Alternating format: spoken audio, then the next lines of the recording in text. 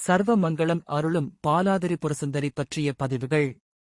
முருகனை பாலமுருகன் என்றும் கிருஷ்ணனை பாலகிருஷ்ணன் என்றும் குழந்தையாக பாவித்து வழிபடுவதைப் போலவே அம்பிகையையும் பாலாம்பிகையாக வழிபடுவது மிகவும் விசேஷம். 9 வயது சிறுமியாக காட்சி அருளும் பாலாம்பிகை சித்தர்கள் வழிபாட்டில் வாலையாக வழிபடப்படுகிறாள். மேலும் சித்தர்கள் வாலையை மனோன்மணி என்றும் அழைக்கின்றனர். திருக்கடவூர் அமிர்தகடேஸ்வரர் ஆலயத்தில் காலசம்ஹார மூர்த்தி சந்நிதியில் காட்சி அருளும் பாலாம்பிகையை அபிராமி பட்டர் தம்முடைய அபிராமி அந்தாதியில் 5வது பாடலில் ஞான நிலைக்கு நம்மை இட்டுச் செல்லும் மனோன்மணி என்று போற்றிப் பாடியுள்ளார். அழகிய உருவினள் பாலா. ஸ்ரீலலிதாம்பிகையின் ஆபரணத்திலிருந்து வித்யை மற்றும் ஞானத்தின் வடிவமாக குழந்தை வடிவில் அவதரித்தவள் பாலாம்பிகை. நிகரற்ற அழகுடன் குழந்தையாக காட்சி தந்தாலும் தைரியம் மற்றும் வீரத்தின் உருவமாகவும் போற்றப்படுகிறாள். 4 திருக்கரங்களில் மேலிரு திருக்கரங்களில் சுவடியும் ஜபமாலையும் ஏந்தி கீழிரு திருக்கரங்களில் வர அபய முத்திரை காட்டி தாமரை மலரில் அமர்ந்த கோலத்தில் காட்சி தரும் பாலாம்பிகை பக்தர்கள் கேட்கும் வரங்கள் அனைத்தையும் உடனுக்குடன் அருள்பவள். பாலாம்பிகையின் ஒரு திருக்கரத்தில் இருக்கும் சுவடி வித்யை மற்றும் ஞானத்தையும் மற்றொரு திருக்கரத்தில் இருக்கும் ஜபமாலை மந்திர ஜபத்தின் ஆற்றலையும் குறிப்பிடும் என்பர். போர் புரிவதில் அசாத்திய ஆற்றல் பெற்றவள் பாலாம்பிகை. திருவதாரத்தின் காரணிகள்.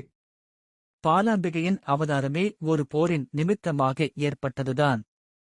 சிவபெருமானின் நெற்றிக்கண்ணால் சுட்டெரிக்கப்பட்ட மன்மதனின் சாம்பலிலிருந்து தோன்றியவன் பண்டாசுரன். தன் தவத்தின் பலனாக வரங்கள் பல பெற்றவன். மேலும் பெண்ணின் கருவில் இருந்து தோன்றாத ஒரு பெண்ணால் மட்டுமே தனக்கு அழிவு நேர வேண்டும் என்ற வரம் பெற்றிருந்த பண்டாசுரன் அதன் காரணமாக யாராலும் தன்னை அழிக்க முடியாது என்ற ஆணவத்தில் தேவர்கள் உள்ளிட்ட அனைவரையும் துன்புறுத்தி மகிழ்ந்தான். அவனுடைய கொடுமைகள் எல்லை மீறிப் போகவும் தேவர்கள் அனைவரும் ஸ்ரீலலிதாம்பிகையை சரணடைந்தனர்.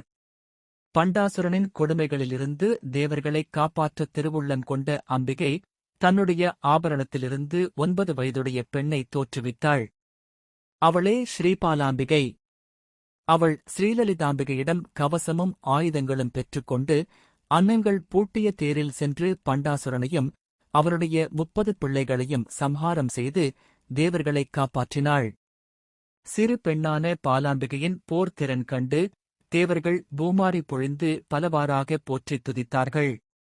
ஸ்ரீ பாலாம்பிகை மந்திரம்.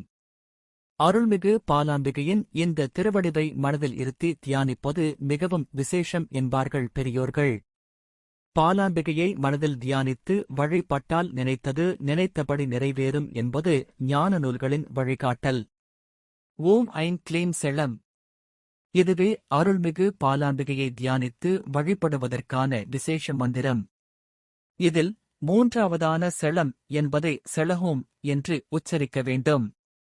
அதியற்புதமான இந்த மந்திரத்தை குறுமூலம் உபதேசம் பெற்று மந்திரம் ஜபிக்க மன ஒருமுகப்பாட்டுன் அன்னை பாலாம்பிகையை வழிபட்டால் தெய்வங்கள் அனைவரையும் வழிபட்ட புண்ணியம் கிடைக்கும்.